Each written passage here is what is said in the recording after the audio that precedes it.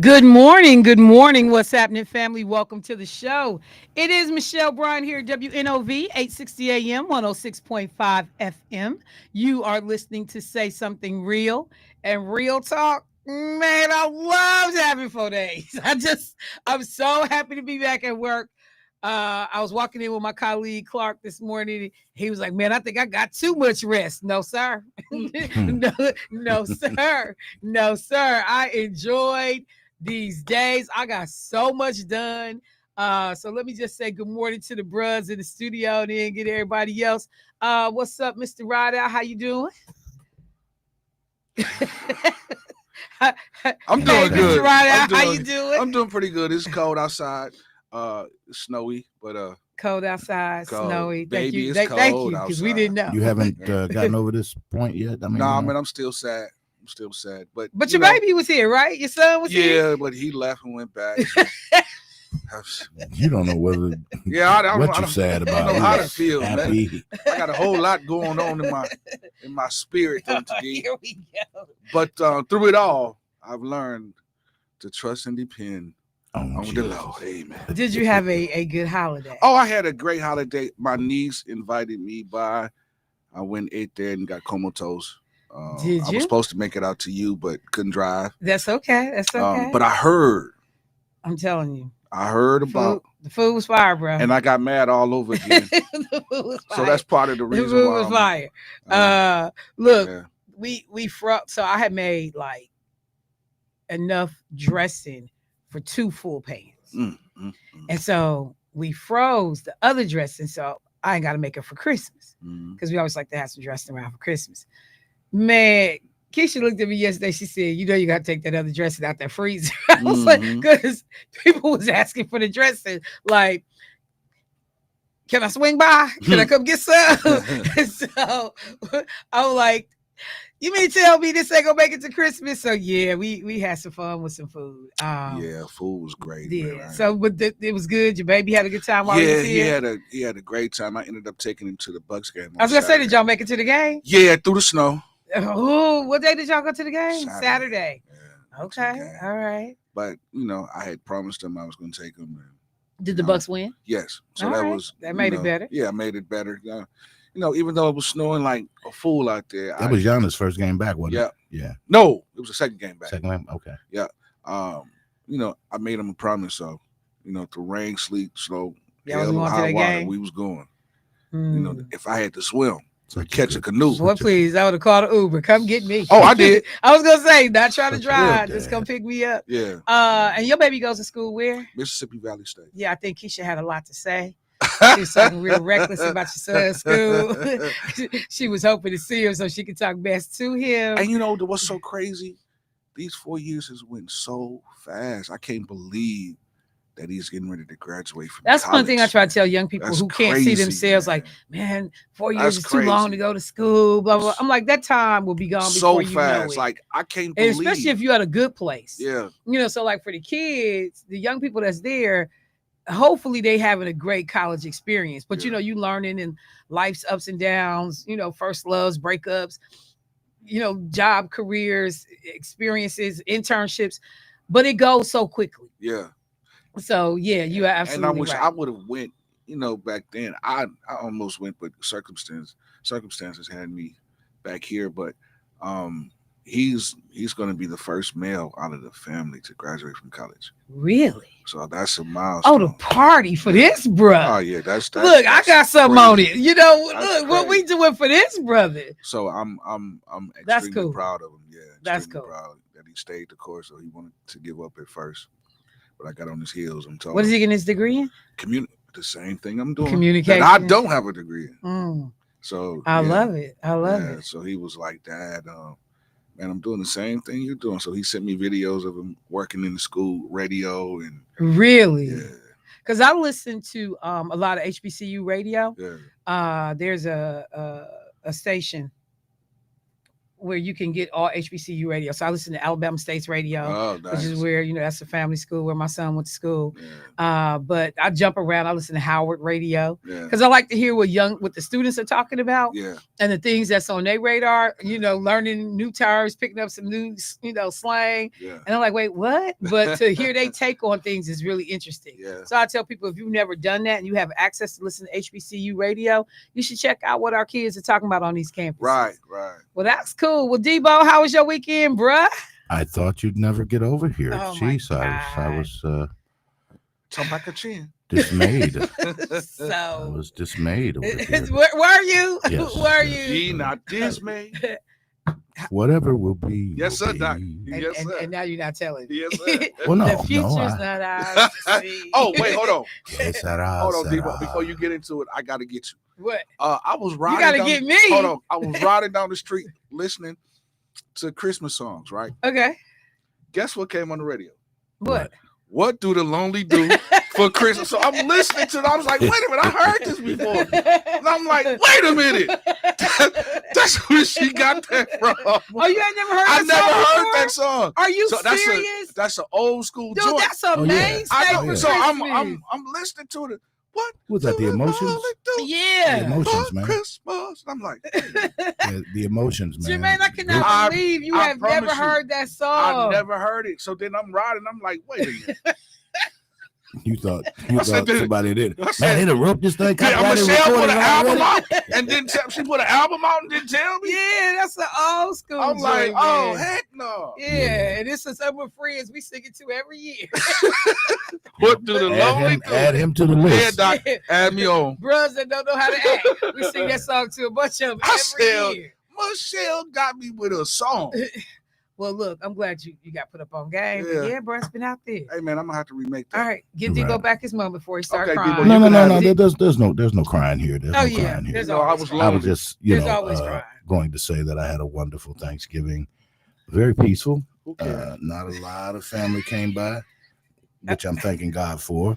Why? Because Christmas gonna be a fool. Well, so- Christmas is the holiday I host, Okay. but okay. they kind of horned in on my Thanksgiving. Mm. My one daughter, she has 4 boys plus her and her husband, so those were 6 plates that I gladly sent out the door, just so that they don't come by. Just don't. They came, got their plates, and they went on home. and Stop partook. it. Yeah, I mean, Okay, it's when you're preparing for Christmas, and that's the one that you get everybody. You don't want everybody at your house on Thanksgiving. Although I did do the smoked turkey, then I did a regular turkey. Then we did what was the other meat? Oh, we did roast. I don't want to go down my whole menu, but pretty much the traditional menu: the greens, the mac, the yams, the whole You nine. cook like everybody was coming through. Well, I cooked like I wanted a variety of things to eat, and for the last since Thanksgiving, I'm like you. I've been leftovers. Yesterday was the first time we actually cooked something different and had the leftovers aside. So we did cook a different meat. Yeah, I mean, and that's what I told Keisha. I was like, even if it's me by myself, I'm gonna cook because whatever I want, that's what I want. And I'm not depriving myself because there's only 1 or 2 people, Mhm. eating or whatever. Like, I want this, and this, and that's what I had. So, well, it sounds like it was a good holiday. It was Nice, chill, relax. Clark Kent, how was your holiday, bruh? He was Dude in the back room or the Right, dungeon. What are we dude. gonna call I it? The know. dungeon? Yeah, we're gonna call him dude in the back. No. What did the guy right in there tomorrow? Y'all must not have no programming today or something. Y'all got y'all got the Who You With guy Who you with, dude? on the radio. Yeah, I just want to be clear. Oh, that's People are hilarious. so raggedy. That was The a Who You With guy. that was a Keith show, wasn't it? Yeah. You must ain't got nothing to talk about. You got the Who You With guy out the back. No, I think that was on my show. Yeah, that was Michelle's That show. was Was on it? my show. Okay. Which made it so much more egregious because on Keith's show, nobody would be surprised. My Chicken Leg King, nobody would be surprised. But that was on my show that we was throwing out, shade, talking about some you ain't got nothing else to talk about. Speaking of talking about, so I got a guest coming in this morning. Mark Thomsen, who does Scales of Justice, actually is doing a show today instead of next week. So we're going to have him in for a little bit this morning. But there is a couple things that, we just got had a conversation about. A lot of people, and let me just say this, hopefully to all the listeners, that you guys had a great Thanksgiving holiday, a chill, peaceful holiday. It was whatever you wanted it to be. Family, friends, if it was you kicking it, it's solo and just enjoying your time off or your home, whatever you did, I hope that it is amazing. I know our colleague Keith Paris, his wife left for Paris. I think it was like Paris, Amsterdam, somewhere else, gone for like 2 weeks. She about to kick it, so try not to hate on her while she's going to have her good time. Oh yeah, she getting ready to ball out. We was already like, like, hey, so when you go here, I need you to bring me back X, Y, and Z. Let me go just cash app you this money so I can get something from every place you go. Um, but whatever it is, I hope that you all had just an incredibly peaceful and love filled, fun filled holiday. I saw a video. Uh, uh, I think it was Tony Courtney, his family. They posted the family dance off, and first of all, they must have had 1,000 people in their house for Thanksgiving, and they posted the family dance off, and it was like some dude that was the old school dude. Our dude was doing everything but the robot. I was like, "What is it?" You can see the kids falling out laughing on the side, like, "What dances is these?" And then he was dancing with his sister, and she was looking like she was younger, and man, she was breaking it down on him, and then he like just snapped and went off, and like he walked her back, the kids videotaping, folks in the chairs falling out laughing. And I was like, that's what it's supposed to be. They look like they had a good, but I mean, it's enough people. They had enough people for a whole circus. Like, it was enough people in that little get together. So I just hope that everybody's holiday was good. And I got to tell people, I pick up my phone all weekend. I was doing stuff. I was determined to get projects done. I had homework I had to do for school. I was trying to get ahead of the game. I just I wasn't nowhere near my phone this weekend for the most part.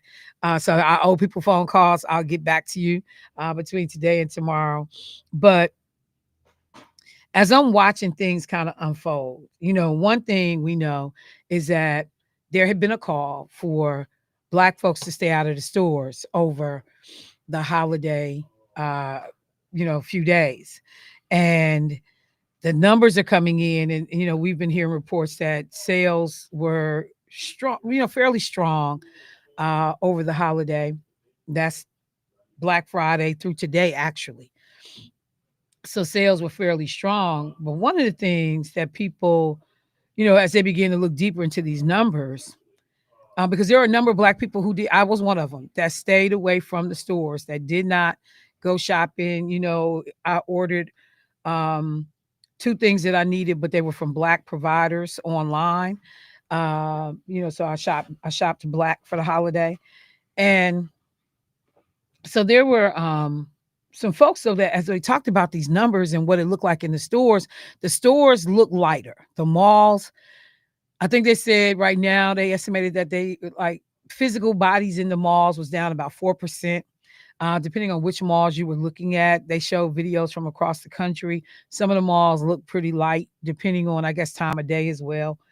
But something that somebody said, which is exactly what I was thinking, was this point right here. Even if you saw numbers hold steady for spending around this Black Friday weekend kind of situation, who was shopping?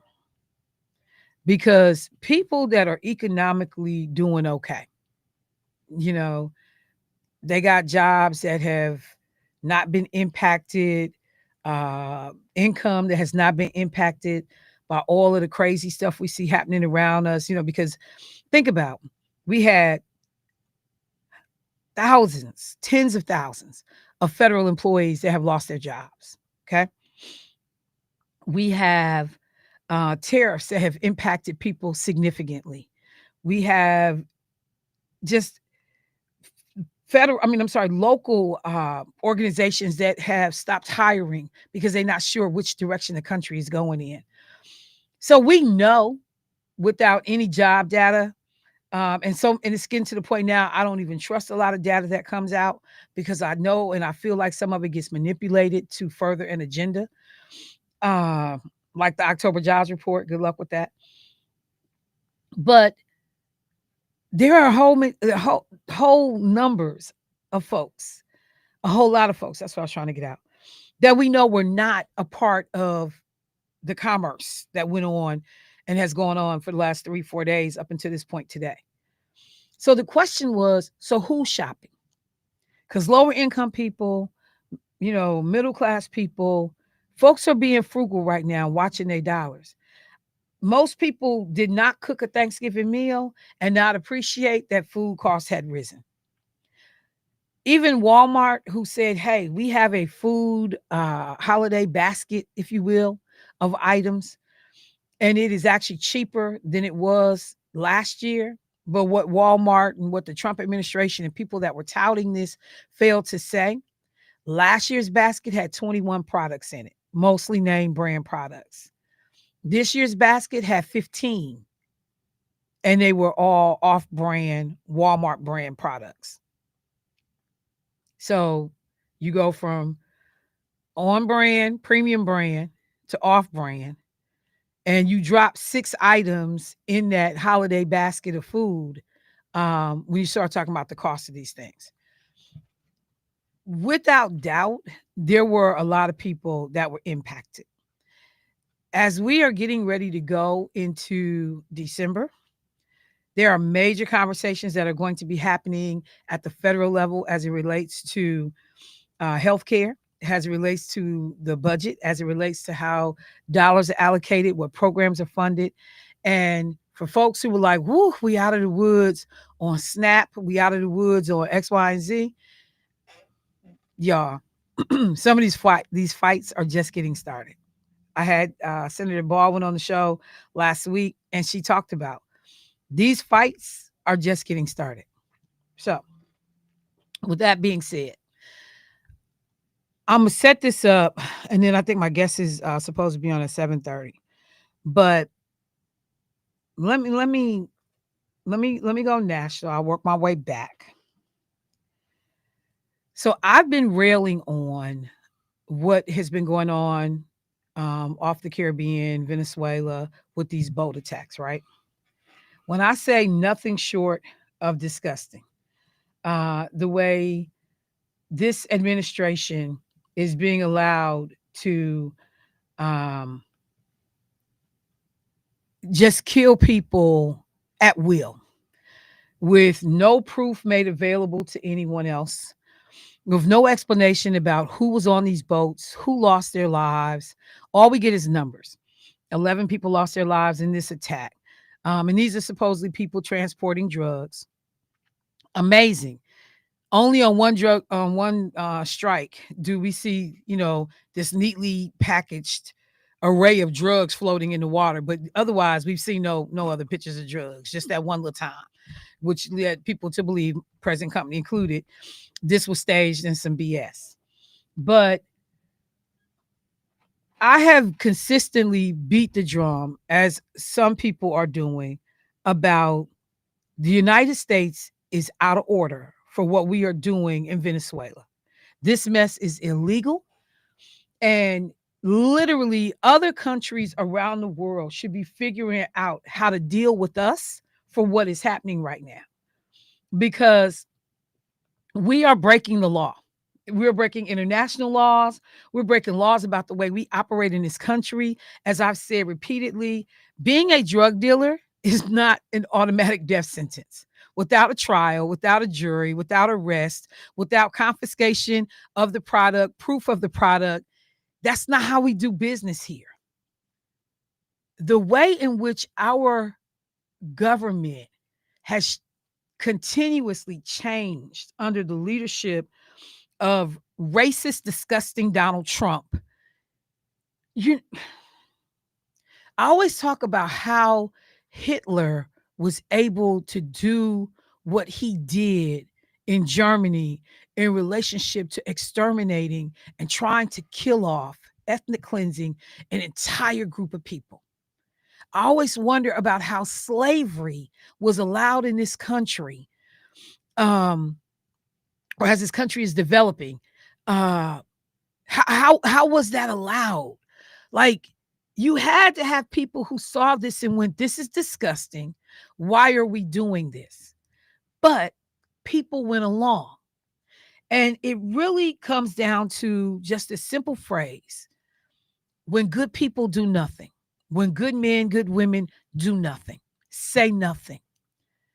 There are some that pick up, you know, the mantle and they carry the foolish forwardness, but the majority of people, they just trying to stay out the way. That's the little phrase all the young kids is using now. Hey, I'm just trying to stay out the way. I don't want that ire on me. I don't want to get caught up. I don't want to get dragged into it. I'm just staying out the way. In the United States military, you're beginning to see soldiers who are saying, you know what? I am not getting ready to just stay out the way. Commanding officers. Because now there is a story circulating that there was a strike by the United States military of boats, of a boat in the water off the Caribbean, okay, on September 2nd. And they were told, blow up this boat because we suspect them of dealing drugs. Now, one of the things that's been proven is that the majority of these drugs that are on these boats that people have known about historically, they're not coming to the U.S. They go into other countries. So this is all a ruse for another agenda of the Trump administration. They're not concerned about drugs from Venezuela coming to America. It's a ruse. Okay. So Hegseth gives an order to kill everybody in the initial strike. Like, that is your order: not to stop the boat, not to detain, not to arrest, not to seize control of the drugs. The order: kill everybody, blow it up, get rid of everything. And they launched the attack. But there were 11 people on board this boat. 2 did not die. Okay. 2 survived the explosion. And they were seen hanging on to the side of either debris or a raft or something, but people could visibly see 2 people that survived the attack. And so what ends up happening is that Hegseth reportedly told them to go ahead and strike the boat. To kill these people because he wanted everybody dead. So he literally tells them to do what they call a double pat and kill these people. So now this is actually murder. This is not about stopping drug traffickers. This is not about, blowing up this boat because the boat is already destroyed. These 2 individuals in the water pose no risk or threat to the soldiers, to the U.S. They on the side, clinging for dear life on a boat. And they're told, kill these people. And they did. And they killed them. So now you got bipartisan folks looking at the legality. If this happened the way they said that it did, there is a problem. There is a whole problem with what was done. There are clear instructions in military codes of conduct about how these things are to be done and executed. And by all accounts, it was violated. So it's very interesting that when last week we see all of the pressure being amped up, and Pete Hegseth with his unqualified behind is talking about going after Mark Kelly, reducing, calling him back up to duty so that they could potentially either court-martial him or reduce his pension, reduce his rank so that therefore his money gets messed with after this man has served, with valor and honor and dignity in the service on some stuff that you don't agree with that he did outside of and after retirement. You want to call him back up so that you can potentially mess with his money, court-martial him, and it's all political. So now to see the tables turned What do I say all the time? When you dig in a hole for me, dig two, because the likelihood that you're going to get caught up in your own nonsense is great.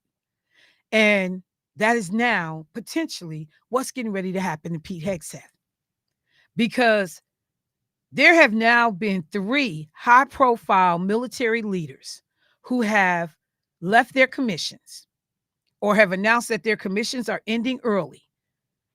And the grumblings behind the scene is that many of these departures are connected to what they believe is unlawful behavior of the United States military under the leadership of Trump and Hegseth. And people are like, I am not going to be a part of this. This is not what I signed up for. So I'm going to get ready to go to break. I got my guest in studio, so we'll get to him coming back. But the other thing that I will do is then tie this in to the member of the National Guard that was killed in D.C. And you hear Trump say he is going to pause asylum for everybody. So just first of all, the impetuous overreaction of folks that you literally are going to stop, people seeking asylum from every country in the world. And there are people who have legitimate reasons why they need to be able to leave the places that they are. And then he says, we don't want those people in our country. We don't want them here. But the thing that's interesting, as Christy Nome tries to say that this person was radicalized in the U.S., if any of the stuff that they're saying right now, by way of backstory, is relevant, then Trump created the conditions that resulted in this man taking up a gun and shooting the National Guard members. Did you hear what I just said? If the things that they are saying are correct, because this is a person who helped the U.S. military. He was a CIA asset. He helped the military originally. And Trump and all his people originally tried to blast them, and the Biden administration did, blah, blah, blah. And then they had to shut up because they found out that Trump actually had granted him asylum back in April. So that's what I was about to ask you, because I seen Trump saying that it was all the previous administration, and he had the photo of everybody crammed on the plane. Right. But then it came out that he was the one in April to get actually grant asylum. This cat asylum. Right. But what they say is that the guy, his work permit expires, so he's unable to get employment legally in this country. Loses somebody that was important to him. A number of factors that create a despondent situation because you're a foreigner in this country. So it's not your country. You lose your ability to be able to go to work legally in this country. So you can't figure out how to feed yourself or your family. And you become despondent. Trump potentially creates the circumstances in which this young female member of the Coast Guard is shot and ultimately dies on Thanksgiving Day. So we're going to talk about that. We're going to bring it full circle. But let me go to break first. And then when we come back, I will be joined by none other than Mark Thomsen. The Scales of Justice segment. We're doing it a little bit earlier this month. I'll be right back. Michelle Bryant, WNOV, 860 AM, 106.5 FM. Give me one sec, y'all.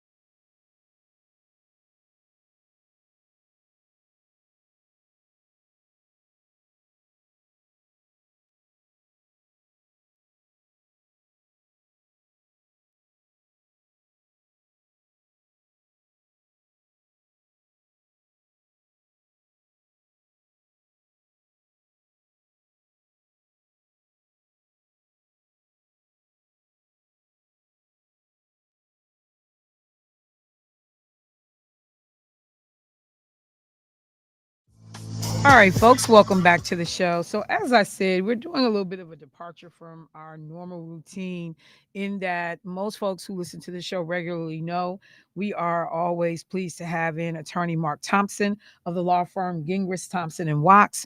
And we do a segment called The Scales of Justice, in which we look at any number of issues through a legal lens to help our community understand either the issues of the day, things that they need to know to protect themselves and help themselves, and how to access and get information regarding resources. One of the things, the conversation that Mark had, Attorney Thompson had the last time when we talked about insurance coverage, man, it was so much mileage out of that show. It was absolutely crazy as people began to go back and question their level of protection. And then seeing this snowstorm and understanding that there's more on the way, depending on what area you're in. I think they said like Madison got like record amounts of snow over these last few days. So it was one of those things that had people kind of thinking and reevaluating their situation. So let me welcome first of all to the studio this morning, Mr. Thompson. Hey, Mark, how you doing this morning? Good morning, Michelle. Great to see you Good on to this see you. first day of December. And wow, Look, how was your holiday?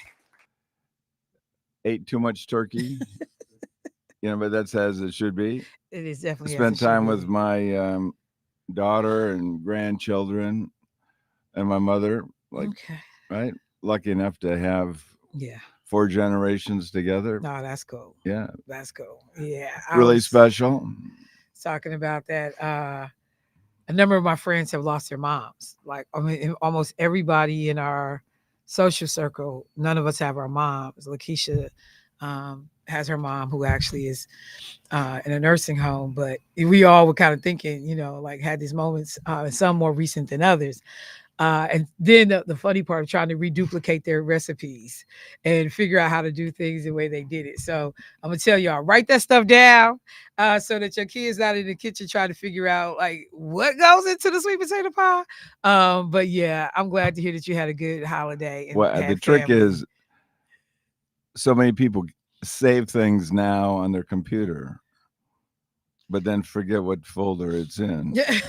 Or And it's harder to find than the old little book But I mean, but sitting on the shelf. even the photos though, that's what I have been like doing myself, is getting those photos off my phone and getting them printed and into an album or put up somewhere, because the amount, I think I have, oh my God, the number of photos, I have thousands of photos and videos on my phone of some of the most memorable moments in my life.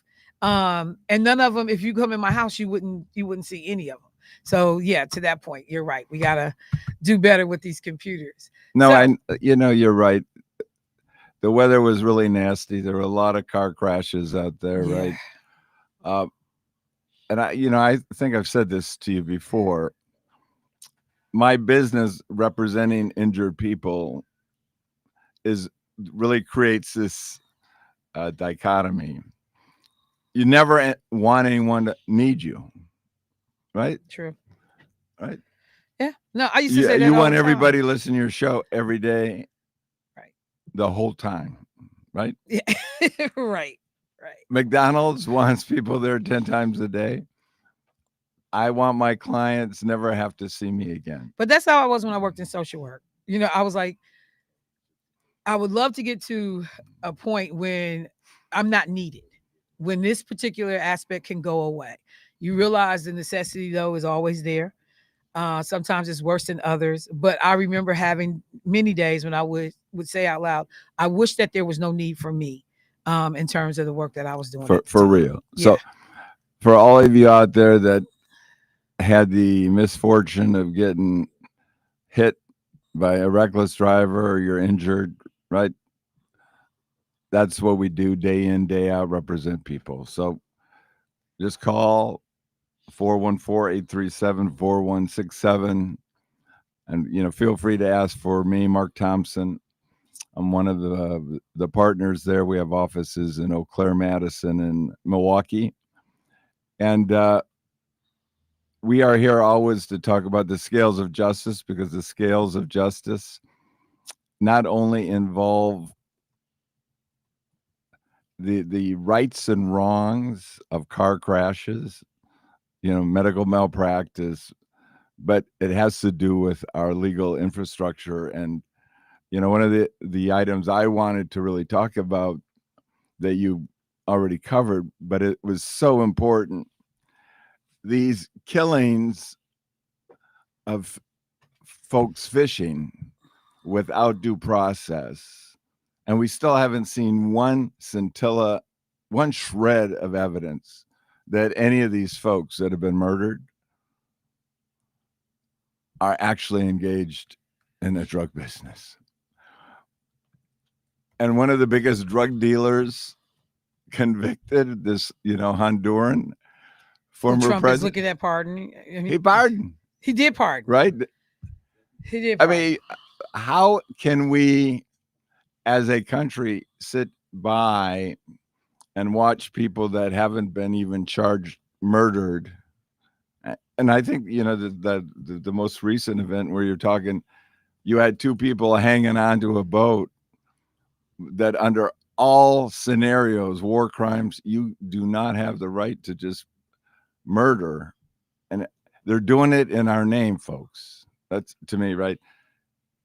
They're doing this, and we're all citizens or residents, but for all of us citizens, they're doing the murders in our name, and we are responsible for that. And I just want to make I wanna sure say when this. you're making that point, there have been 21 strikes so far, at least as of 2 weeks ago. There have been 21 strikes.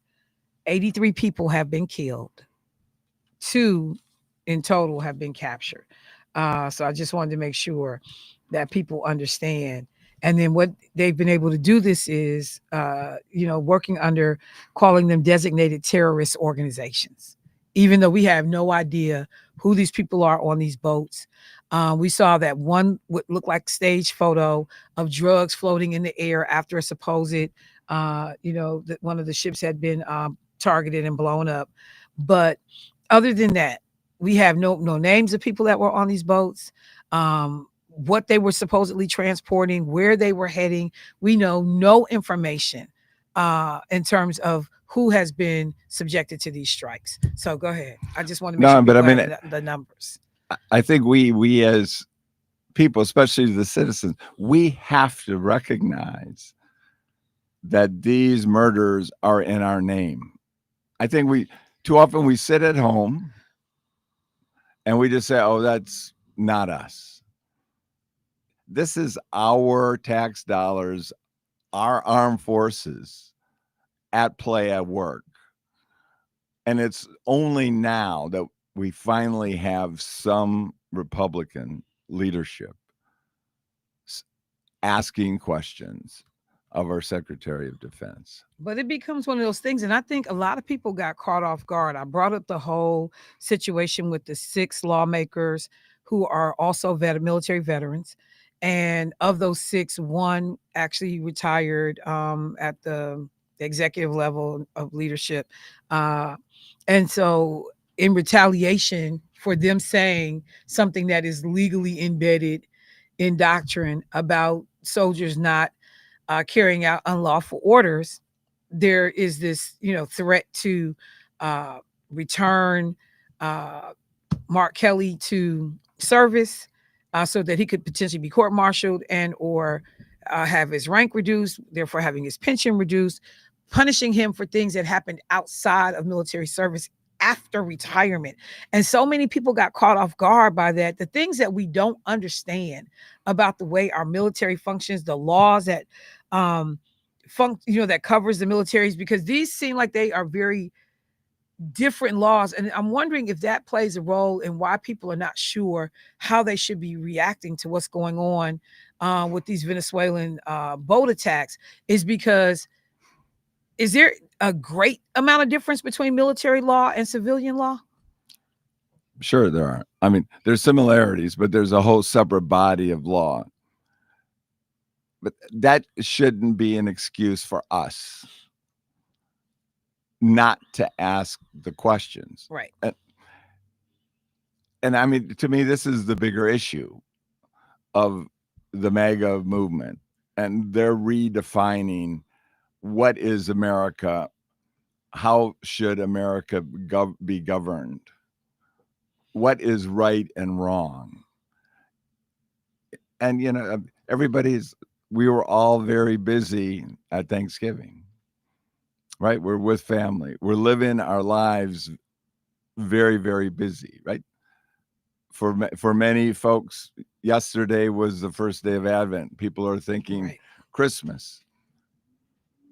Everybody is busy, wrapped up in our lives and are taking care. But we have to be aware that in our name, our tax dollars, we're just murdering people without charges, without trials. And just because it's happening off the coast of Venezuela, it should concern us desperately, because if you can do it there, what happens here? And this is how I think it's directly tied. I mean, but even the callous way, Pete Hegseth, the Secretary of Department of Defense, there was a quote, and I was looking for the exact way he put it, but he talked about Biden coddled, we kill. And the cavalier attitude by which, just the lack of concern about human life, about executing these duties. I mean, literally, it was almost a degree of braggadociousness about it. They coddled, we kill. And like somehow that makes you tough. That makes you a man. No, it just makes you a barbarian. Yeah, and because here we spent how many years, and the common law and figuring out what's just. It's been thousands of years to get to a point where you start thinking about what are the rules that govern us as civilized people. Right. And it's been less than a year that this administration has taken power. Right. I mean, we're not in January 2026 yet. And our norms have been turned upside down. And it's so important to think about it. Because you talked about this Afghani former, I mean, he worked with us in Afghanistan with the CIA fighting the war against the Taliban. Right. How many, look at, I've got my nephew did 2 terms, maybe 3, but he had 2 Purple Hearts coming out of Afghanistan and, Iraq. We spend all this time, and here we have the Afghanis that are here now fought on our side, like the Hmong that fought on our side in Vietnam. Yeah, and at great personal risk. At great personal risk. And now we have one person, we don't know the whole story, who went off and attacked these 2 National Guards persons, and we have the woman who is dead. The National Guard should not have been in DC, period. They were only there because Trump was violating the law by putting the National Guard in our cities.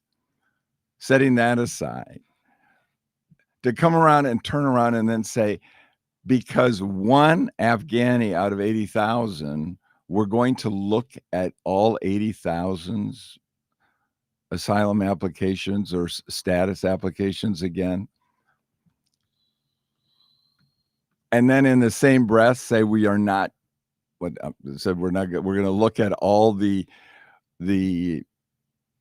folks that we've granted green card status from 13 third world countries. Yeah. And then we're going to freeze all incoming applications indefinitely. Okay, so we need to talk about that. This is just a straight up white power move, and we need to talk about it in context. The relationship between due process. Even when you hear him reference people as those people, we don't want those people. We got enough problems. It's a complete attempt to create the other, right? And so now it's the Afghanis as if those folks don't have the same rights that we have. We have rights. Some don't have the same right. I mean, but in the sense this, they may be, their status is legal because they came in, were vetted. And to be And clear, their there were asylum- military soldiers vouching for these people Look at that these folks, wanted to be able to help people. These folks, many of them died with our Exactly.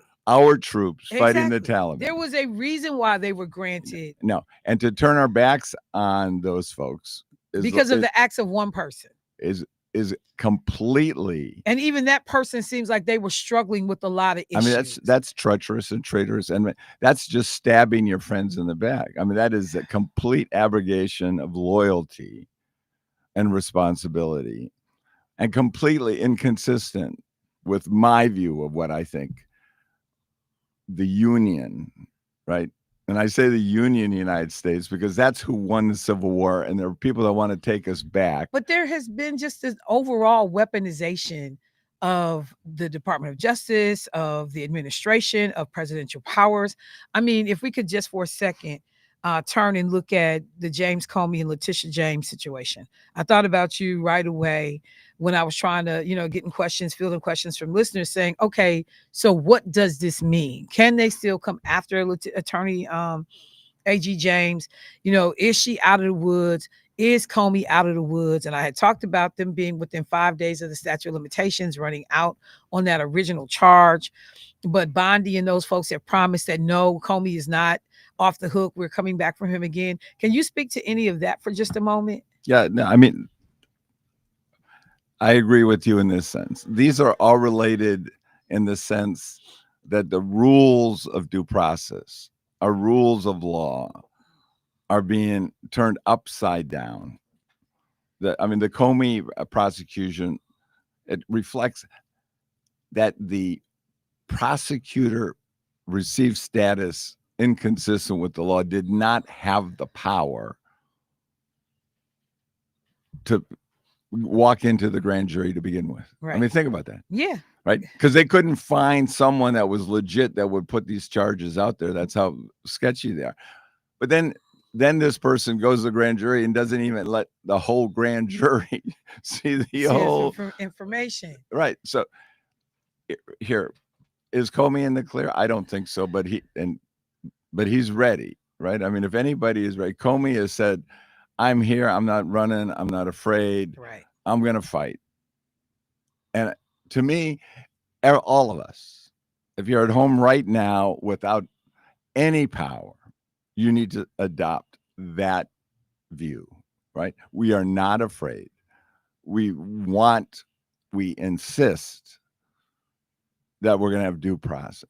Because that is the thing that people need to appreciate. They actually do have power. You do have power. You may not have it in terms of just being an individual, but when you come together collectively, when you all push back, when we decide, we the people. Yeah, there is together helping people understand you do have power. Absolutely. Who you vote for, if you show up for an election, if you raise hell with legislators, you do have the ability to influence outcomes, but you got to be in the game. You cannot sit back and just, shake your head and woe is me and, Lord, I don't know what to do. I was about to sing the song. You have to be able to be involved. If you're sitting there going, Lord, what should I do? Okay, email your senator, right? You were talking about absolutely. Senator Tammy Baldwin. Yeah, we just email her and say, keep up the fight. Yeah. Help me. Tell me what I need to do. And tell her what's important to you. But let me do this because we are up against the time, up against the clock. I got to go back to where we started the show this morning, if I could, because I also thought about you. And this is completely, again, going back to the original thing about the weather and these accidents. 45 car pile up in Indiana as a result of this weather. And I'm sitting there going, where do you start as an attorney when someone comes and says, look, I was just involved in this. I don't know who hit me. I don't know what happened. And because of the weather, any insight for somebody like me sitting at home, just go, where in the world do you even start with a case like this? And did you see it? Of course, and it's a great question. If you are driving along on the highway and you're going slow because you know the weather is bad, and you end up in the middle of a pileup like that, you call a lawyer like me, because then we have to try to figure out, where did this start? And frankly, it happens very often with a big truck that's going way too fast that jackknifes. Okay. Because there was a jackknife. No, I literally thought about, like, where do you begin? And people can feel so overwhelmed.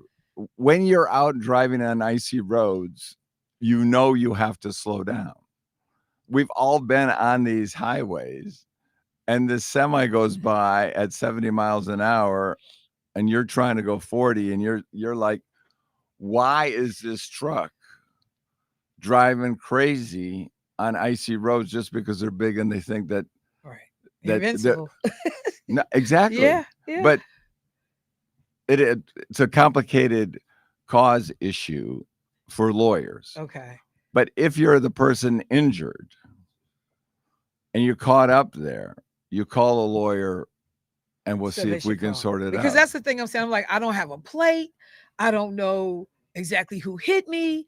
And then by the time, you kind of get your bearings back, it's just this mess. When you looked at the road, it was a complete mess. And I literally was like, yeah, okay, Mark, get to the bottom of this, figure this piece out, because it was crazy. No, they are. And they become very complicated. Okay. And you can't necessarily help every person. But if you're one of those folks and you believe you were driving, right? You had slowed down. Yeah, you were doing what you were supposed to do. And you end up, or a loved one ends up seriously injured. You call, because very, very often, virtually every time, these pileups start with someone who's going way too fast. Okay. And very often semis that jackknife and take up the whole highway, and then it's a complete cluster. Right? Fair enough. So look, we have hit our time. I did not get to, but we'll have to talk about it. Oh my goodness, I don't have you back anymore this month. But the Hannah Dugan case, which is one of the conversations that you and I have had consistently. Everybody should be watching the trial. And remember, from my vantage point, this has been an overreach by the Trump administration from day one. You don't grab judges out of our courthouses. And this is all a divide and conquer and intimidate. I mean, that is what MAGA is trying to do. The latest victims are the Afghanis, but they started on day one with the attack on DEI. This has been a white power move from day one, and an attack on multiracial democracy. And you know what? I'm actually going to spend a little bit of time talking about that, because the stories are now surfacing, just saying out loud what many of us have been able to see with our own eyes, that this is the most or the least racially diverse administration. People are just blown away at the lack of any real people of color, throughout the federal government, in terms of the Trump administration, the cabinet appointments, the picks, the folks working in the White House. Like, there are folks that are literally calling it a whiteout, because you so rarely see folks of color. And if you're really looking, it's white power men. Right. Okay. Right. There are a lot of women that are just being moved. Yeah. And the women, again, they just look like eye candy for the men, I swear to God. But that's a story for another day. We can share and talk, though. I didn't ask you to defer, but we should be able to communicate, right? Right? I'm just saying. I'm just saying. All right, Mark. For folks, Attorney Mark Thompson. For folks that may have had, look, without fail, somebody always texts me, Michelle. I need Attorney Thompson's phone number. Can you please give out contact information so folks know how to reach you in the firm? This is Attorney Mark Thompson. Look, he always has to get his card out. Uh, Like, uh, Mark, why don't you know your number, man? He Yeah, has to get his card out like, every you time. know, it's like my wife. I just push the button, right? Ever since dial phones, I'm so, you know, I mean, I'm so mad. if I don't remember, no, here, we if go I- through this I'm- every be time honest, with here. him in his If car. I do not remember my wife's phone number, I don't feel bad about not memorizing my firm's number. So, hey, folks, this is Mark Thompson, Gingras Thompson and Wax. 414-837-4167. Look, if you're hurt, we're serious. We don't always just play like we're playing here with Michelle. We will work very hard for you. I'm But calling your stay wife as safe. soon as we get But off the stay air. safe, folks. I hope you don't need us. Where are you located? You have my office is 219. I was just wondering if you're going to look at the card again. Dad, I don't need this. Hey, whoa. My address is in my right there. 219 North Milwaukee, Suite 520, folks, in Milwaukee. But y'all have a wonderful holiday season. Right. New Year's, Christmas, Hanukkah. And it's a joy to be here with Michelle and the folks in the room, Scales of Justice. But even while we're trying to celebrate, watch the news, pay attention, because there are evil people that want to redesign how we live in our country. Don't forget it, because if you forget it, they're going to have us for lunch. Fair enough.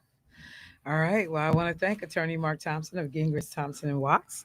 I'm calling his wife as soon as we get off the air to ask her why does he not know her phone number. and actually, she's listening right now and laughing. And I'll give you an update about her thoughts and ask her the question: do you know Attorney Thompson's phone number? I bet you she knows his number. See how y'all men do? Of course you will. All right, family. You Let me women take a do. quick break. We'll be right back.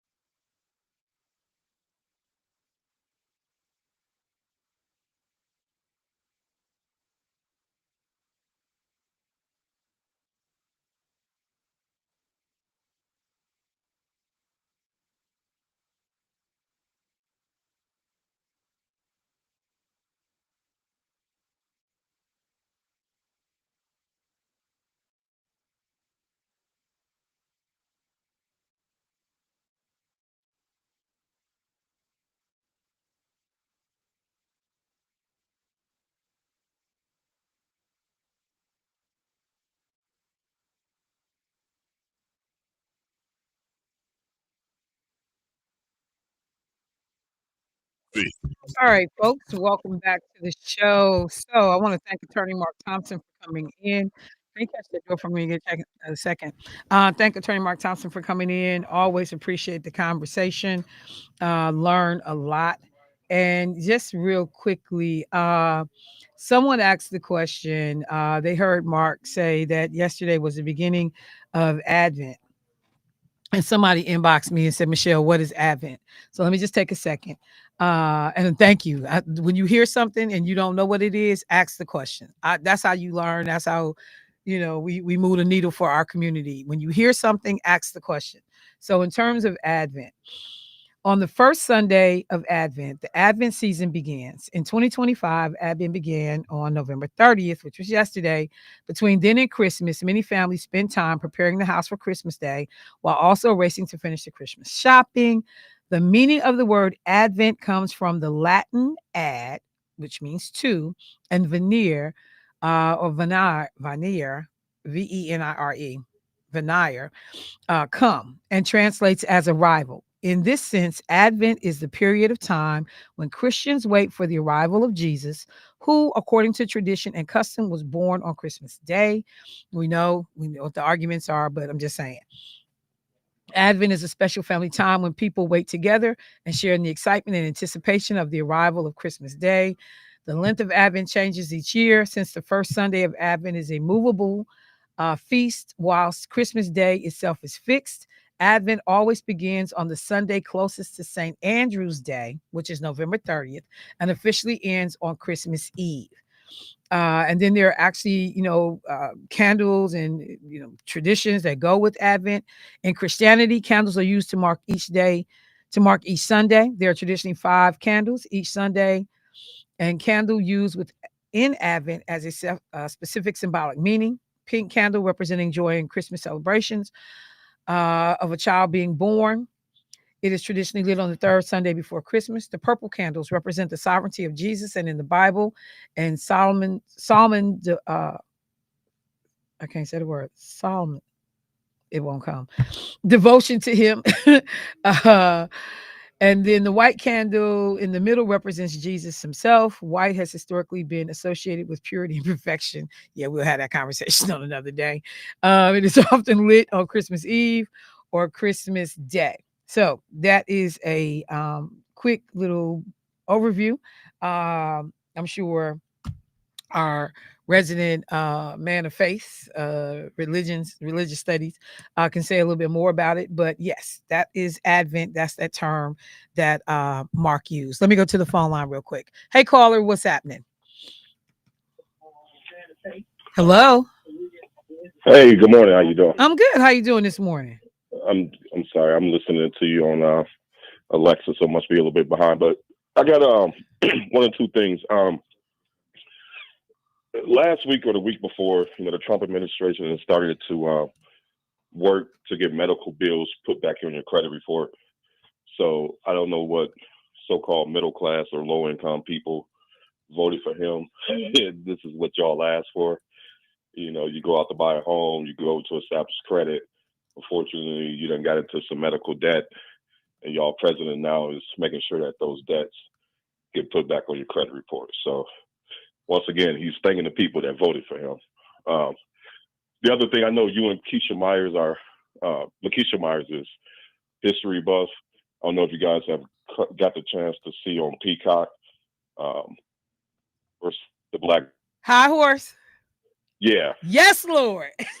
By Jordan Peele. Yes. Yeah. Oh my God. We watched the entire series back to back to back. Did y'all? Okay. Yes. So as I began to watch that, I began to wonder, well, how could the Black Cowboy, how did the script flip? How did we get written off? How did come Lone Ranger became this white dude? And then I thought, what's happening right in front of your face?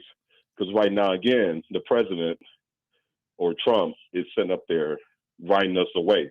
He's getting rid of Black history outside of museums. He's erasing stuff from the history books.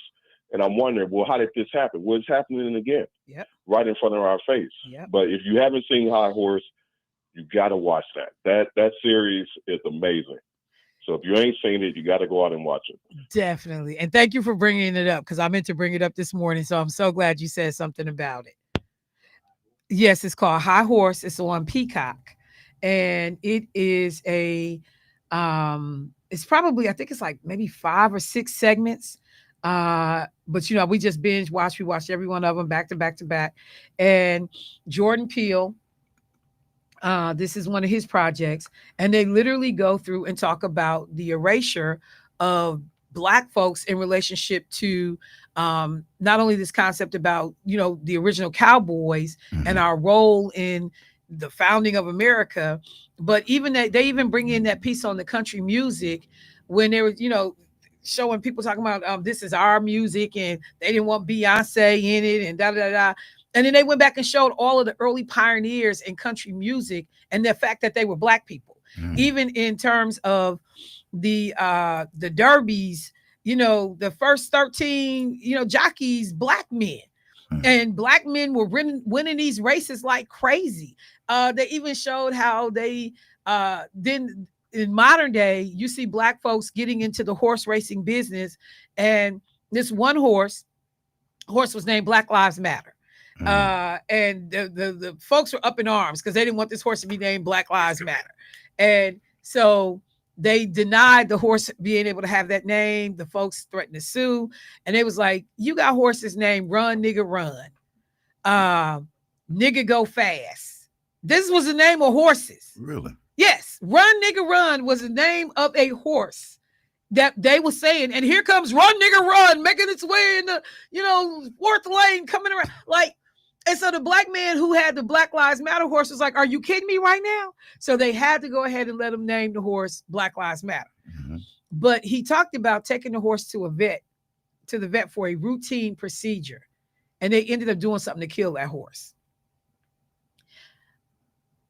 The stories that they tell, and they walk you through different aspects of our history, but it all originates with, and when you think about it, white men back in the day, of horses and all this stuff, they were called cow hands. Black men was called boys. So y'all were cowboys. We were cowboys. And white men were cow hands. As Black men become these skilled riders and, like literally helping to formulate many of the things that's happening in this country around the land and these animals and, expanding in the territories and stuff, at some point it takes on a really cool image, like Yeah, everything we touch. yeah, that's what I was gonna say. Because when they looked at us and had us out in the field, they was really laughing and talking about us like, "Go get that cow, boy." They was calling them boys, trying to disrespect the manhood of the Black man. Right.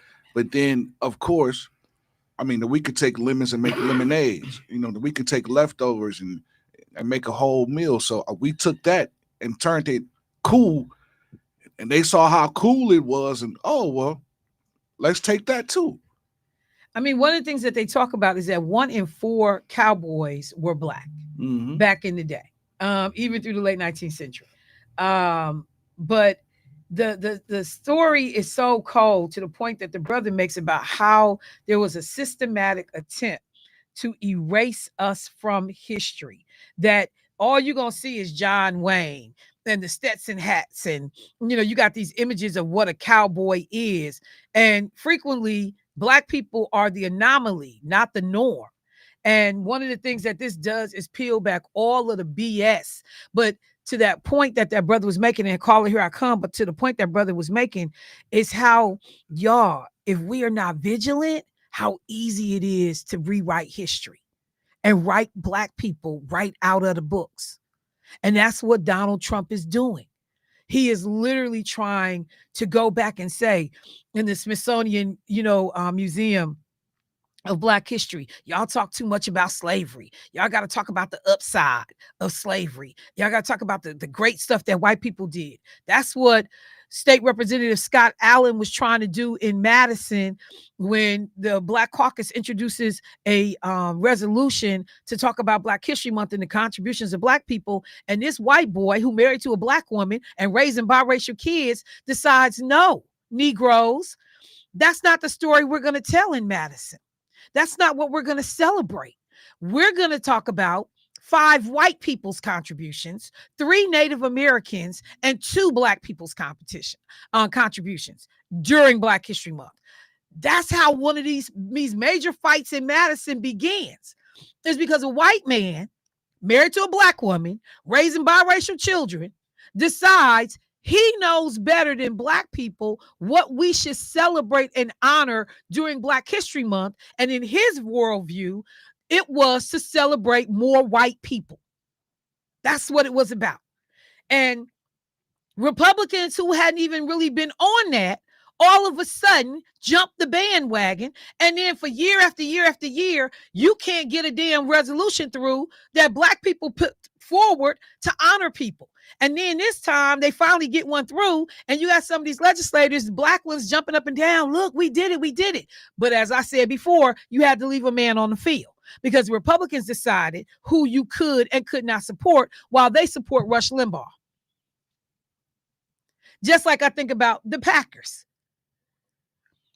So, in NFL, and I'm telling y'all, get that book called Turf Wars by DeMaurice, I think it's DeMaurice Smith. Get that book called Turf Wars. I'm going to start breaking that book down next month for all you Negroes who refuse to let the NFL go and who refuse to understand that you contribute to our discrimination.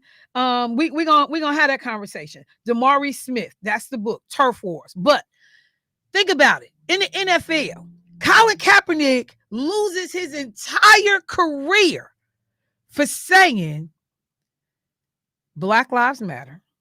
We need to pay attention to the loss of lives of Black people at the hands of unarmed Black people at the hands of law enforcement. That's all he said.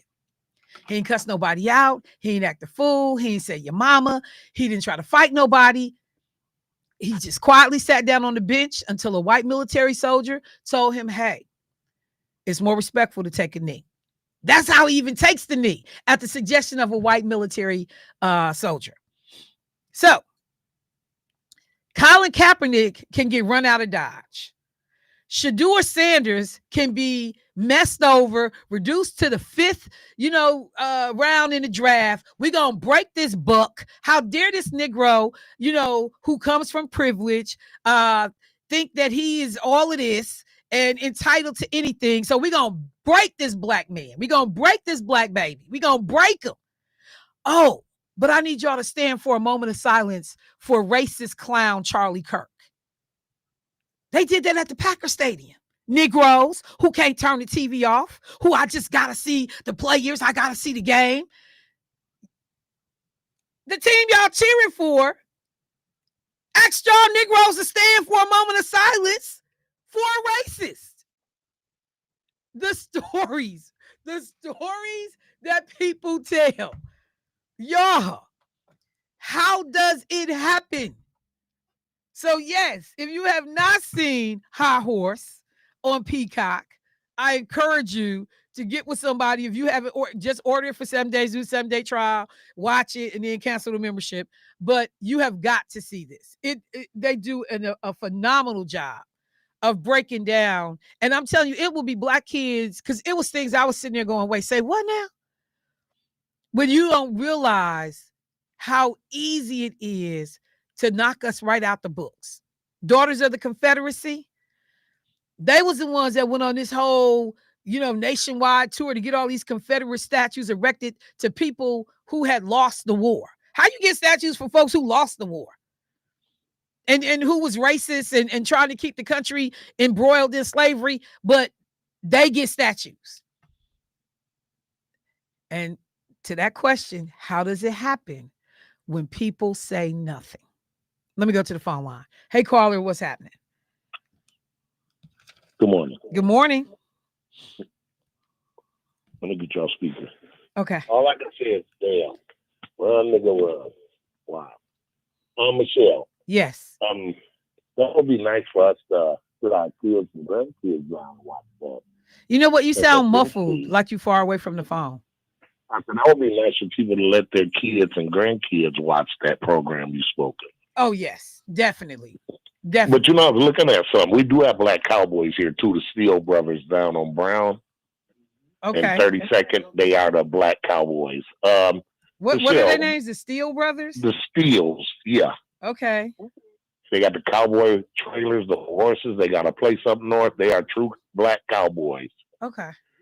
Um, I have to get them on. I was looking at something the other day. The Viewmaster. Do you know what that is? It sounds familiar. Maybe Go ahead. that's like this orange thing they had in school. You look through it and you Oh yeah, click it, and yeah. The toy. I never knew a black man invented that. Oh yeah. I never knew that. And but this guy was he took it with him. He's one of like the highest executives ever to be hired by corporate American. Sears Robot hired this dude. Well, that dude was tough. I never knew that though. And many times, grew up with that thing. But the reason for my call, you hit me with so much with that Packard stuff. On social media, they were saying something to the effect of a lady being found at the Gals store across from the station. Yes. I never saw that on the news. Do you know anything about that? Some people say she was thrown from a car. Some people say it was a homeless lady that climbed, probably died in the bushes. Uh, Did that even happen? I never saw it again on any news channel, just on social media here and there. Have Yes. you heard anything of that? Yes, it did. And I can take a second and tell you exactly what we know. So Jermaine was the first person to flag it for me. He sent me a video of the woman's Okay, body covered up I saw um, that. over near Gallett's Food Market, right off of Teutonia and Capitol. And this was on November 28th. And so Okay, the Milwaukee Police Department and the fire department responded to the incident. We saw that this was around 1:52 in the afternoon. And so it kind of threw people off, because people try to figure out, like, first they couldn't figure out the age of the woman, older, younger, did she die of hypothermia? Was she on drugs? But then we begin to hear information that she was actually thrown from a car onto the mm, side of the road. So that was the latest thing that we had heard, was that she was thrown out of a moving car onto that space. And officials have now said that she's a 49-year-old. Oh no, I take it back. Not that's the wrong case. So they were still trying to figure out this woman's age and who she was. But yeah, the okay. first place I saw it was through the video that Jermaine sent. And then when we went to go look it up, that's what we were hearing, is that she was thrown out of a car. So none of this is confirmed other than the dead body, a person died. Or Right. Just that the body was okay. found near Gallett's on Teutonia and Capitol. Yeah, because some people saying the lady was possibly sick and was homeless. And just all the rumors swirling around. I said, well, I never saw it on TV though, Yeah, we've And I not said, seen any coverage of it. And I don't know if yeah, it's because they're trying to identify the body, but you would have still thought you would God, have yeah, heard that would something about help. it. I ain't heard from my auntie, my sister, my mother, Right. Somebody And should I have was been just targeted. wondering. Nope. Well, the reason I did that, and I'll be real quick, was just earlier in the year, some people threw some stuff away on Keith right across from the school. There was rumors going around that it's a dead body under this tarp. And it was not the truth, but it's like, man, we just throw bodies out and people walk down the street like, I ain't got nothing to do with that. That's what made me call you. Okay. Well, yeah, no, I mean, there are people that, hey, we know that I'm not, I don't want to be near it. I don't want nothing to do with it. I'm trying Yeah, to, like what I say, the kids say, I'm just staying out the way. And there are other folks that, hopefully will respond and try to figure out how to be of help. So, but yeah, bro, but they try to make it like that's how all of us are. Like it's yeah, so no, commonplace, no, no. everybody. I mentioned that peacock thing again, and Okay. that was real interesting. Thanks a lot for taking my call. Not a problem. Thank you, bro. I Okay. appreciate it. All right, let me take a quick break. When we come back on the other side, I'll make sure I give you the information on the docuseries High Horse, and I'll get you some more information about that. Be right back, y'all.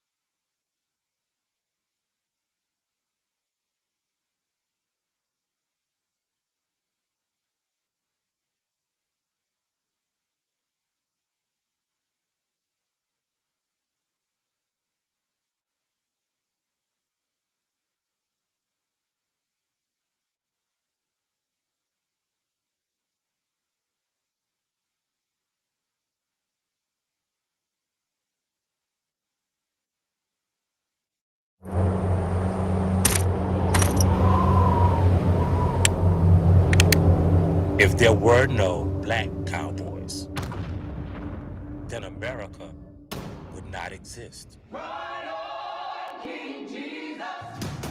What? You want proof?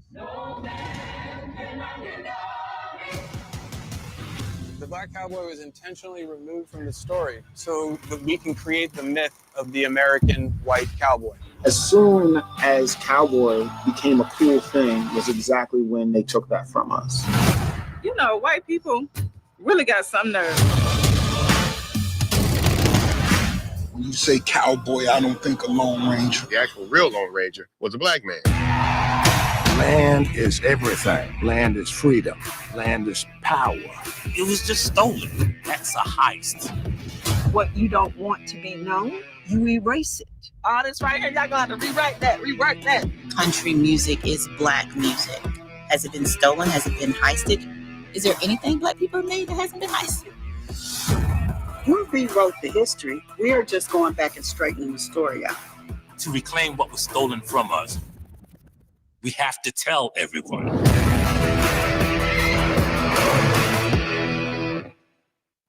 So again, that is High Horse, and it is a 3-part documentary that is centered around the whole concept of the black cowboy.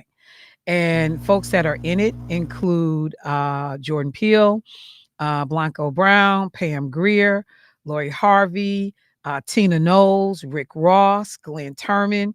The Compton Cowboys are just some of the folks. Has an original music score by Raphael Sadiq.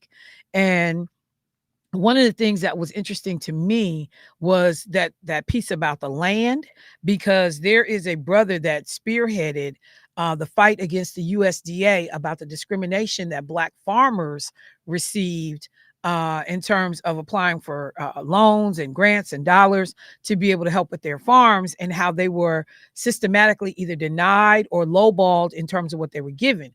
And they showed the years-long fight of these individuals to be able to win a victory for black farmers. I know personally black farmers and black farming families who received the $250,000 check a year or so ago, that was a part of this multi-billion-dollar lawsuit that was settled because they had discriminated against black people. And then that transfer of wealth where literally during the, what was the name of the little period, where they literally just gave white people land. Here you go. Start your farmstead, do whatever you want to, but just gave white folks land. And then white people tell these damn stories like, we built bootstraps and we built it. You a damn lie. They gave that land to you. They gave it to you. And then you go on and do whatever you do. But in the beginning, that land belonged to somebody else. And then they just came in, scooped it up, gave it to folks. And then folks tell these damn great stories about, oh, we was amazing. We was all of that in a bag of chips. But the truth is, a lot of the stuff, and I don't care what you do. I was looking at a story about these brothers that were surgeons. The brother that did the first heart surgery. All of the different things that black folks have done, and you had an audacity to sit up and talk about somebody being a damn DEI hire. It makes your head want to burst. One of the papers that I had to write this weekend, and callers, here I come, but I had to write a paper for school, and I was looking at community organizing. And so they talk about this one guy, Alinsky, who was, like the blueprint for modern day community organizing. But the video about him, I had to go in and make what they call annotations or comments on the video. And one of the first things I said is, it's racially biased. Because before anybody ever heard of this Jewish guy by the name of Alinsky, there was Frederick Douglass, Ida B. Wells Barnett,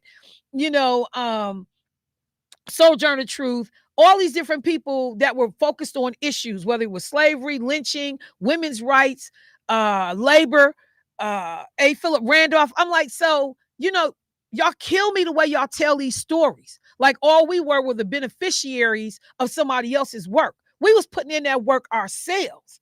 And so to go back and see this documentary, High Horse, the Black Cowboy, you deal into the heritage of this country, but the lie that white folks have been able to tell themselves for years. And there's this one clip where this one white man said, we just want to be able to, just keep our music. It ain't your damn music. The very term cowboy is not your term. It's not your term. The one time white men want to be called boys. The one time they want to be called boys. Let me go to the phone line. Hey, caller, what's happening? Good morning, Michelle. How are you? I'm good, Angela. How you doing today? I'm doing all right. So, yes, I've been listening to you. So I'm planning to order that movie, High Horse. And also, what was the name of that book? Oh, it's called Turf Wars by a brother named DeMaurice Smith.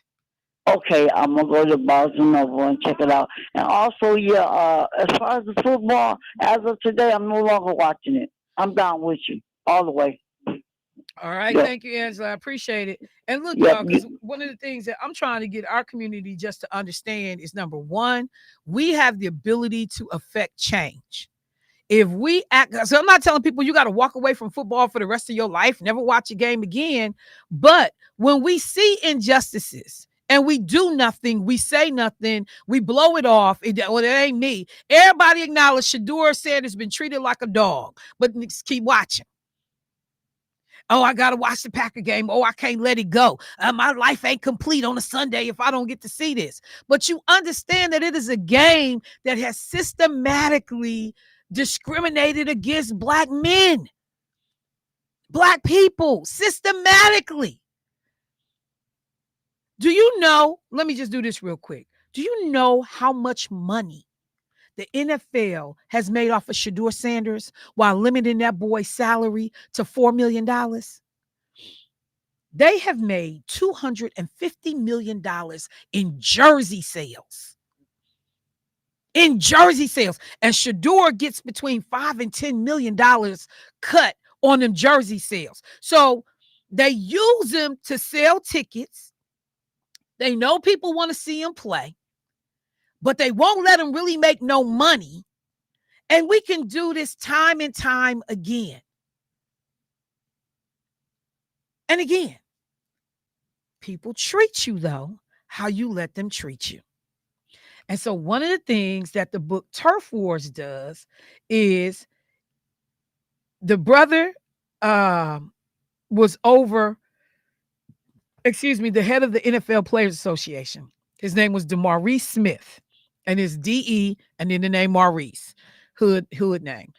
DeMaurice Smith was a frontline advocate for football players through some of the most tumultuous crises in the NFL history. Colin Kaepernick's protests, Deflategate, a lockout, 2 collective bargaining agreements, and more.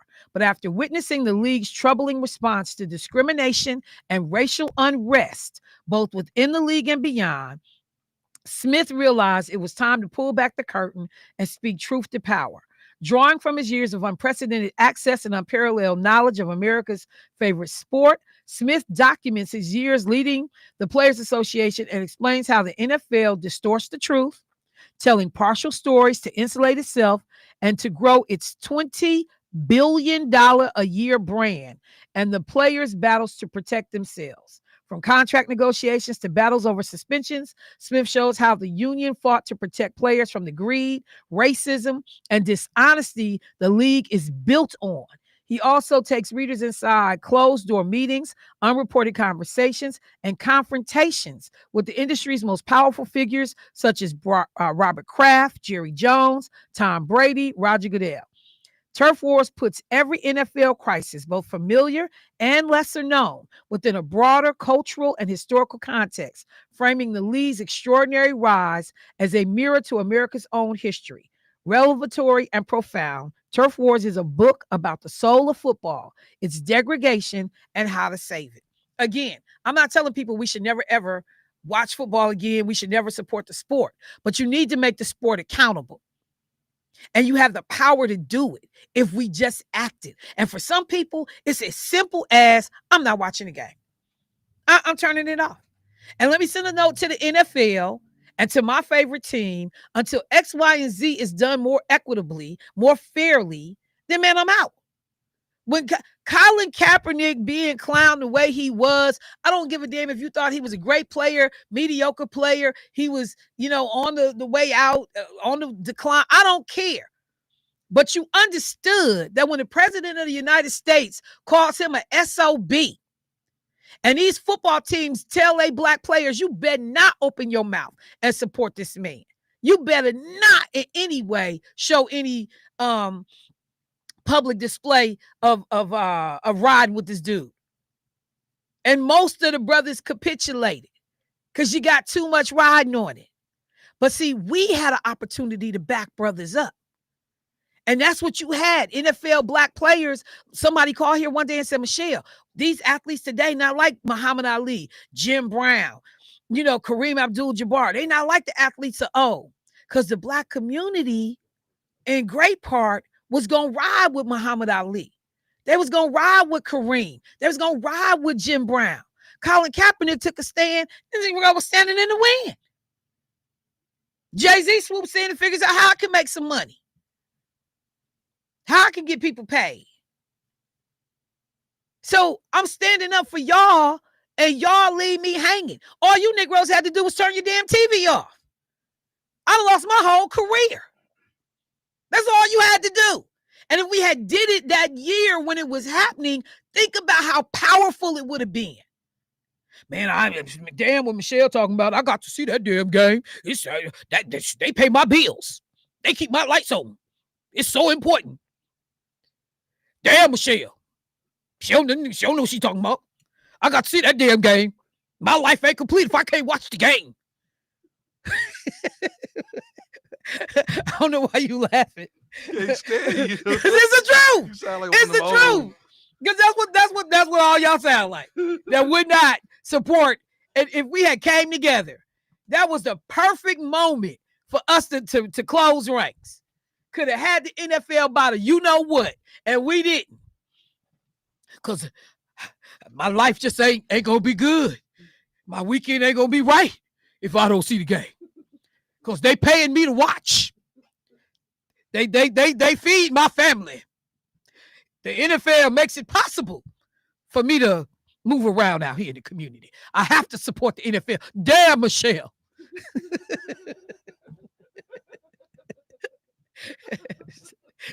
Damn her. Damn Michelle. Damn Michelle. Damn what she talking about. And then as soon as I walk out the studio, man, you see the game? Oh yeah, they rushed it down the yard and blah blah blah blah. Yeah. And then what's the little headlines now? They want to hang the brown season around Shadur's neck. I'm looking at these little stories. This is Shadur's. No, you a damn lie. This ain't Shadur's nothing. Hey, but this ain't his nothing. Don't hang the performance of the Cleveland Browns on Shadur Sanders' neck, nay kind of way. Yeah. But these white boys who dogged them don't want to be wrong. And we give them the power to be the way they are. I'm going to be honest with you. I had to watch the Cleveland game yesterday just to see Shadur. Like, I really rushed home. And I mean, I get that part. See, no. I get that part. I was just saying because how they want him to fail so bad. Right.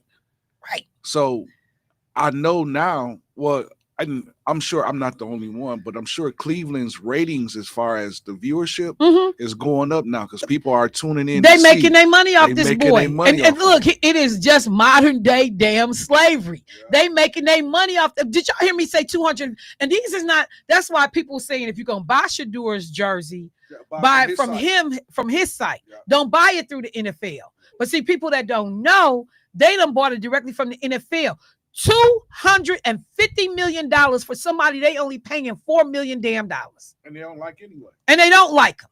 They trying to set them up for failure. But as long as we got you, we're going to ride your back, Negro. Matter of fact, even in his post-game interviews, how the reporters is trying to trap him and set him crazy. Up yep. and try to, get him to go down this rabbit hole, but he's so smart and he catch hold to it right away and say, hey, I'm not going down there. And I mean, are you trying to start something? Are you trying to? And they, well, no, I'm just you trying to start something, knowing, what's going on. And a testament to his parents, yeah, and the folks that helped mentor him and bring this young brother along. Because It's a whole lot of people, a whole lot older than Shador would have fell for the okie doke by now and gotten caught up and gone down the rabbit hole. Now, every time you turn around, something negative, crazy in the press, he don't give them nothing. For him to be so young, this boy is so poised. He gives them nothing. And what tripped me out is, you know, he's a spiritual guy, so he always talks about his faith. Yeah, faith is huge in his life. So when he talk about his faith and how he give credit to God, the reporters take that and turn it around and call him cocky. Yeah. What? But there's nothing that he will ever cocky say or about. do that will be satisfactory. Of course, because they don't like him, so are they looking for you gotta justify your hate. You gotta, and like I said, to see that black man say, I want to see this young black man fail. When I tell you the type of trifling you gotta be as a black man to publicly go out and say, I want to see a young brother fail. That just lets you know how cold white supremacy is, how cold self-hatred is, how much these people have worked on the psyche of people to not see, like, bro, you a part of a team. Man, you don't even understand, because they know they a part of a team. It's called a white team. Yeah. Y'all don't know y'all a part of a team. Well, y'all don't know that Colin Kaepernick was on the team. Y'all don't seem to always appreciate that Shador's on the team. All of the black men who was trying to be head coaches was on the team. The black referees who could never get no damn games on the team. Like, the black people that have tried to be owners on the team.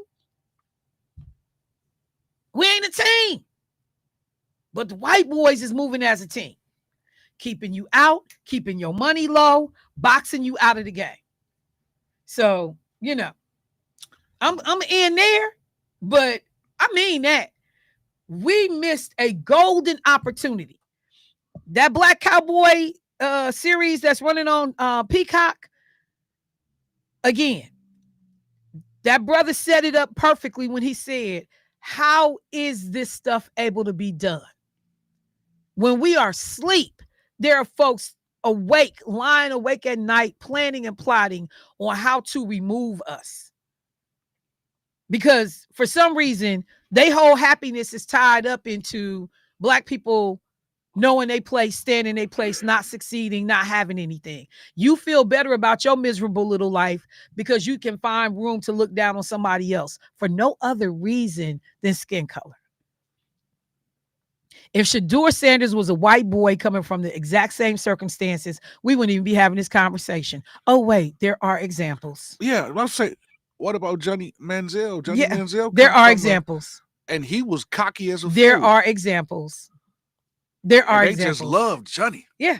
So I'm just saying, it's all by design, and we've got to be so much smarter. They played in the league too. Who? The Mannings. Oh, yeah. Mannings, yeah. Eli, Peyton. Yeah. And you come in with Archie. Your daddy inserting himself into the process. Well, he was the reason why Eli ended up at New York, because a team drafted him. And they said no. And his daddy stepped in. Right. And said, no, he's not going there. He's going to New York. Exactly. So that's how much power. But that's white parents looking out for their kids and helping to guide their career. And if black people do it, then you arrogant, you cocky, your daddy think he all of that and blah, blah, blah. And we hate y'all. Yeah. And you can find black folks to co-sign and say, I hope he fails in public. Yeah. Like that man's black card need to be stripped 27 ways from Sunday. See, but it's already been stripped, because this ain't the first time he said some stupid stuff against black people. If you look up Jason Wintertake, I think that's his name. Jason, I forgot his last name. But if you look at some of the stuff he said about black athletes and black people, I think he's jealous because he can't do the things that these young guys do. But yeah, he has a history of saying stuff against black folks. Like, he's a real house nigga. Okay, well, there's a name. Yeah. Whitlock. Yeah, Whitlock. I couldn't think of it to save my life. Whitlock. Jason Whitlock. Like that you would be on record as a grown, old black man wishing for the failure publicly of a young black man. And who does that? Why would you wish somebody fail in life, period, though? But even if I don't like you, I'm not going to. When I get out in the public, I'm not going to tell nobody I don't like that over there. I'm not going to do that. I'm not going to do that. Like, that just lets you know how sick people are, man. So look, y'all, I got to get out the way. But I did not talk about it, but I will definitely be talking about it tomorrow. What's going on down in Indiana, aside from the 45 car pileup? The Indiana legislature is on track to take 2 more congressional seats from Black representatives. They currently have 7. They're trying to get themselves 9 to give Donald Trump what he wanted, which was secure numbers in Congress. I want people to understand that in front of our to that brother's call, that brother said so much with that call, to that brother's point, in front of our faces, they are stealing our representation in Congress. And it's going to be long-term damage. That's why what Gavin Newsom did was so important. It's going to be long-term damage. Government will look lily-ass white messing with Donald Trump and these Republicans all over the country that's acquiescing and trying to give him what he wants. And we watching it happen. No more Jasmine Crockett, no more Al Green, no more Black folks. They lucky we in Wisconsin and we got a Democratic governor that would never sign off on a bill like this. All right, y'all. I'll talk about it tomorrow. Family, good to be back in the studio. Bruhs, I appreciate y'all. Clark, with you, bruh. I'll talk to y'all tomorrow. Peace.